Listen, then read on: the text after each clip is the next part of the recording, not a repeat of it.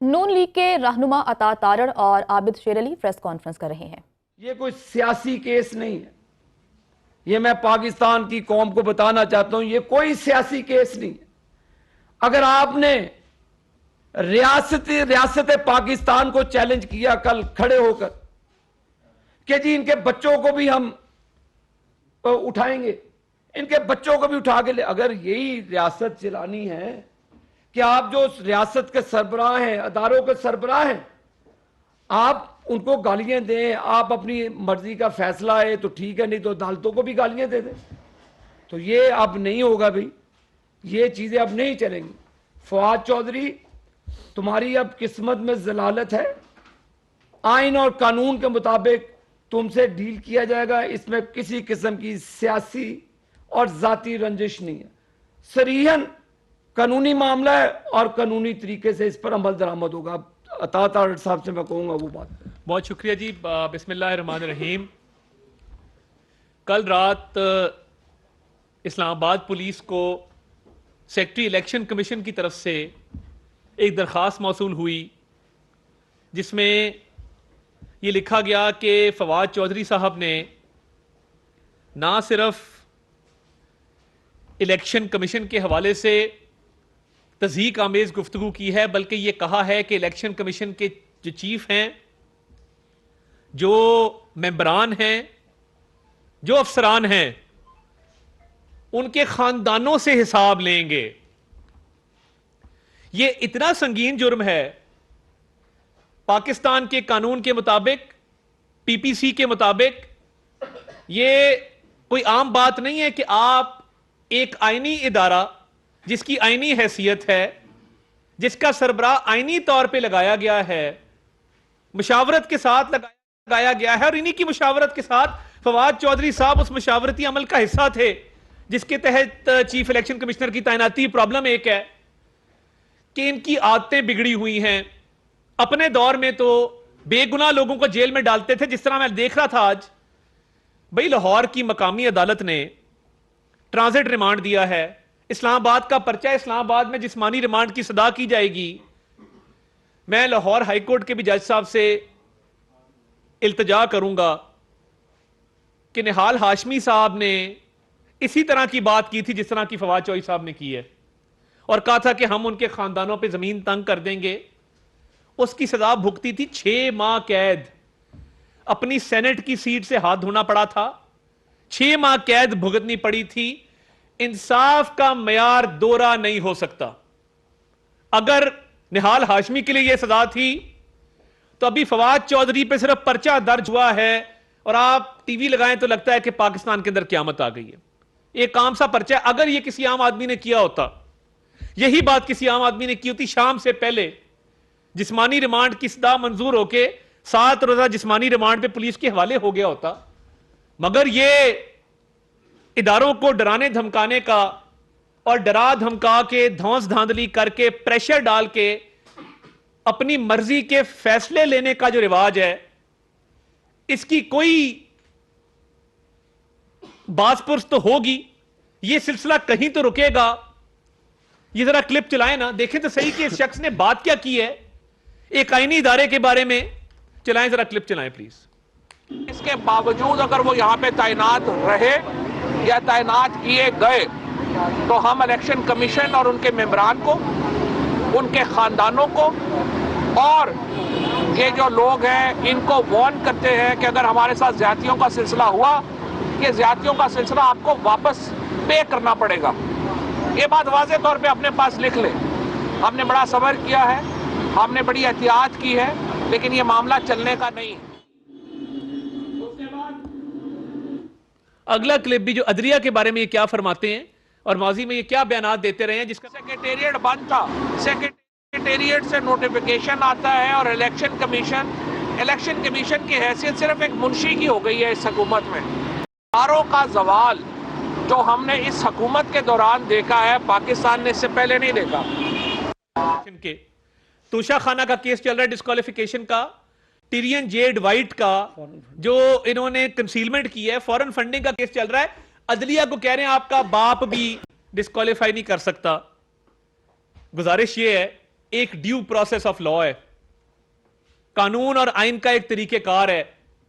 अगर ये VVIP service मिलेगी चंद लोगों को कि एक तरफ एक मुंतखब वजीर आजम को बेटे से तनख्वाह ना लेने पे निकाला जाएगा और दूसरा जो वजीर आजम है वो बेटी छुपाए, कंसीलमेंट करे, इस्लामाबाद हाईकोर्ट में केस चल रहा है, मेंटेनेबिलिटी आर्ग्यू हो रही है कि ये केस मेंटेनेबल नहीं, हमने इसको आर्ग्यू करना है। ये नहीं होगा। अगर आपने एक मुंतखब वजीर आजम को बेटे से तनख्वाह ना लेने पे घर भेजा है तो दूसरे को बेटी छुपाने पे घर भेजना होगा। ये आइन के साथ खिलवाड़ नहीं चलेगा।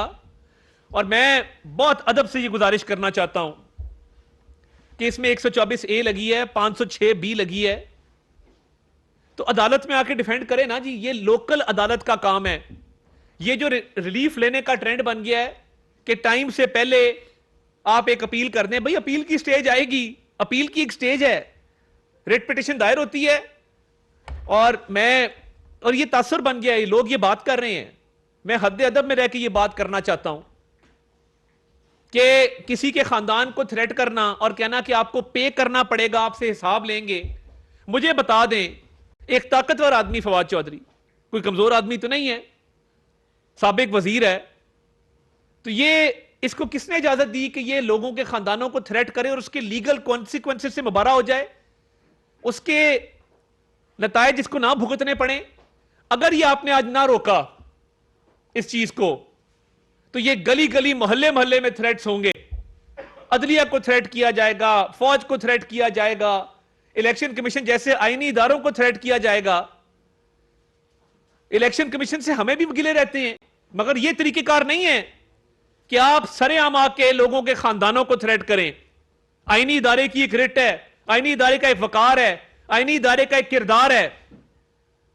आपके पास मुशावरती अमल के लिए टाइम था। आपको अगर मोहसिन नकवी साहब की अपॉइंटमेंट पे इतना गबो गुस्सा है तो हुकूमत तो आपने खुद खत्म की है मेरे भाई। आपकी हुकूमत कोई खत्म तो नहीं कर रहा था।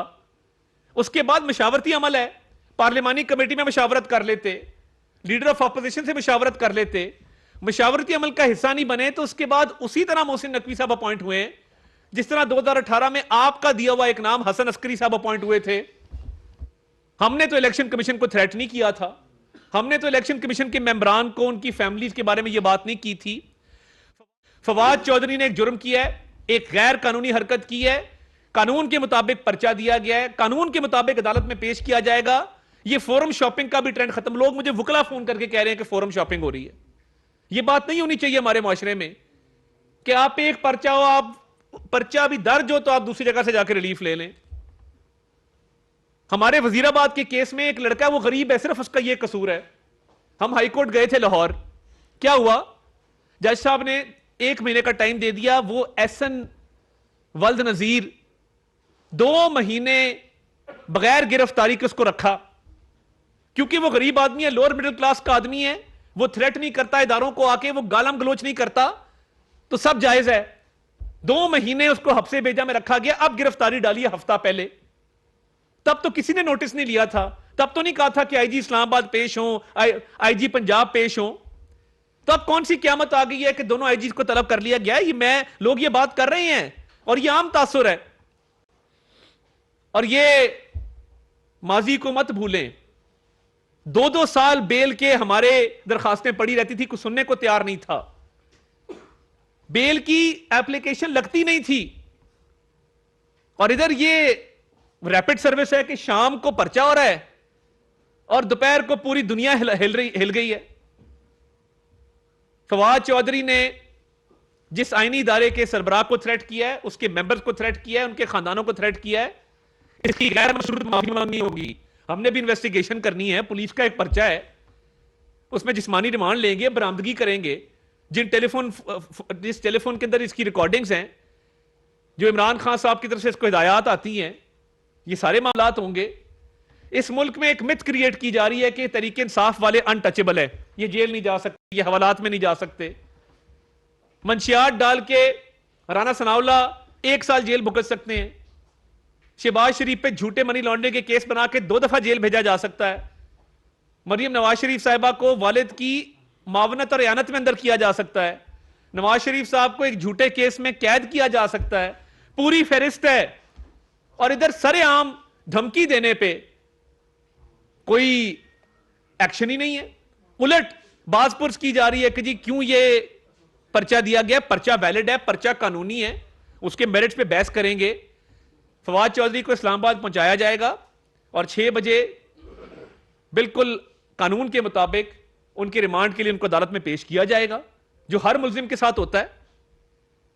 क्योंकि माजी के कुछ किरदार जिसमें साकिब निसार साहब सरे फहरिस्त हैं, वो इनकी ऑफशोर कंपनीज को भी लीगलाइज करते रहे हैं, इनको सादिक और अमीन डिक्लेयर करते रहे हैं। तो मैं तो हैरान हूं देख के कि टिडियन जेड वाइट का केस है, फॉरेन फंडिंग का केस है, तोशा खाना का केस है। एक मिथ बन गई है कि तरीके इंसाफ वाले जेल नहीं जाएंगे। क्यों नहीं जाएंगे? जो केसेस में संगीन और हैरान कुन इंकशाफात हो रहे हैं, ये इमरान खान साहब ने इस मुल्क के साथ खिलवाड़ किया है। इनकी तो टिडियन जेड वाइट केस में डिस्क्वालिफिकेशन बनती है, साइफर केस में कैद बनती है, बाकी कई केसेस हैं। तो फवाद चौधरी के साथ कोई इम्तियाजी सलूक जो है वो नहीं होना चाहिए कि उसको स्पेशल ट्रीटमेंट वीवीआईपी की तरह ट्रीट किया जाए। और एक क़यामत आई हुई है, कोई गाड़ी के आगे लेट रहा है, कोई उसकी गाड़ी जबरदस्ती रोक रहा है, कोई कह रहा है हम इसका पीछा कर रहे हैं। हम 4 साल जेलों में रहे हैं, कानून और आइन के मुताबिक हमेशा अपना तर्ज अमल रखा है। निहाल हाशमी के 6 महीने को वापस करे ना, सेनेट की सीट वापस करे। तलाल चौधरी को क्यों निकाला गया? वो इलेक्शन नहीं लड़ सका। दानियाल अजीज साहब इलेक्शन नहीं लड़ सके। उन्होंने भी यही बातें की थी ना, इसी तरह की बातें की थी, इससे कोई एक स्टेप पीछे बातें की होंगी। तो फवाद चौधरी के ऊपर से उतरा फरिश्ता नहीं है, कोई दूध का धुला नहीं है। इस मुल्क में पर्चे होते हैं, कानून के मुताबिक होते हैं, उन पर्चों को भुगतना पड़ता है, कानून के मुताबिक अदालतों में पेश होना पड़ता है। यह नहीं होगा कि पर्चा दर्ज हो और पर्चा दर्ज होती खारिज हो जाए। यह नाइंसाफी है, यह गैर कानूनी अमल है। इसके खिलाफ स्टैंड लेंगे और पूरा स्टैंड लेंगे, भरपूर स्टैंड लेंगे। ये तरीके इंसाफ वाले, इन्होंने कभी मुश्किल देखी नहीं है, सियासी जद्दोजहद है कोई नहीं। इमरान खान ने 1 घंटे हवालात में कभी नहीं गुजारे। जेल तो बहुत दूर की बात है, बनी गाला के हिसार में या जमान पार्क के हिसार में बैठ के बड़के मार देना, पूरी कौम को गुमराह करना, तो ये संगीन जुर्म है। इसके संगीन नतायज हैं, ये भुगतना पड़ेंगे और हिसाब देना होगा। क्योंकि इंसाफ का म्यार फवाद चौधरी के लिए कोई डिफरेंट नहीं है। इंसाफ का वही म्यार है जो निहाल हाशमी के लिए था। आप पे तो भी पर्चा हुए, निहाल हाशमी ने 6 माह कैद काटी है। तो ये कानून के मुताबिक रिमांड की सजा की जाएगी। ट्रांजिट रिमांड हो गया, अदालत में पेश किया जाएगा, तफ्तीश होगी और कानून के मुताबिक आगे कार्रवाई जो है वो अमल में लाई जाएगी। जी आपने बड़ी वजाहत के साथ अच्छी बयान की है। लेकिन जैसे जनाब ने फरमाया कि ये सियासी गिरफ्तारी नहीं है, ना सियासी केस है, आईनी अदारों को ललकारा गया है। इससे पहले देखा गया है कि पीटीआई की जितने भी लीडरशिप है, इंक्लूडेड उनके हाई जो लीडर है, बड़ा एक जो भी केस बना उसमें उनको रिलीफ भी मिला है। तो क्या आप ये समझते हैं ये केस जो किया गया है इलेक्शन, इसमें तो आपका किरदार ही नहीं, इलेक्शन कमीशन एक इंडिपेंडेंट अदारा उन्होंने किया है, तो क्या आप ये समझते हैं कि ये जो सारा कुछ एक पार्टी के ऊपर डाला जा रहा है, बिलखुसूस नून लीग के ऊपर, इसके पीछे भी कुछ खास जो अदारे या कुछ खास लोग हैं जो आप लोगों को बिलखुसूस नून लीग को डैमेज करना चाह रहे हैं अंदर इलेक्शन से पहले? नहीं, देखिए बात यह है कि जिस तरह मैंने कहा कि इंसाफ का दोहरा मेयार नहीं चल सकता। आपने एक गैर कानूनी कदम उठाया है, एक दरखास्त आई सेक्रेटरी इलेक्शन कमीशन की तरफ से, कानून के मुताबिक पर्चा दिया, कानून के मुताबिक कार्रवाई उसमें अमल में लाई जाएगी। मैं नहीं समझता कि इसमें कोई और इन्वॉल्व है या कोई नून लीग को इसमें डैमेज करने की कोई कोशिश है। देखें, हमारा बयानिया बिल्कुल सिंपल है, किसी के साथ सियासी इंतकाम नहीं होगा, किसी के साथ पॉलिटिकल विक्टिमाइजेशन हम नहीं करेंगे, मगर जो आइन और कानून के मुताबिक खिलाफ वर्जियां हैं उस पे एक्शन लिया जाएगा, भरपूर एक्शन लिया जाएगा। और देखिए, इमरान खान साहब टेक्निकली तो डिस्क्वालीफाइड है ना।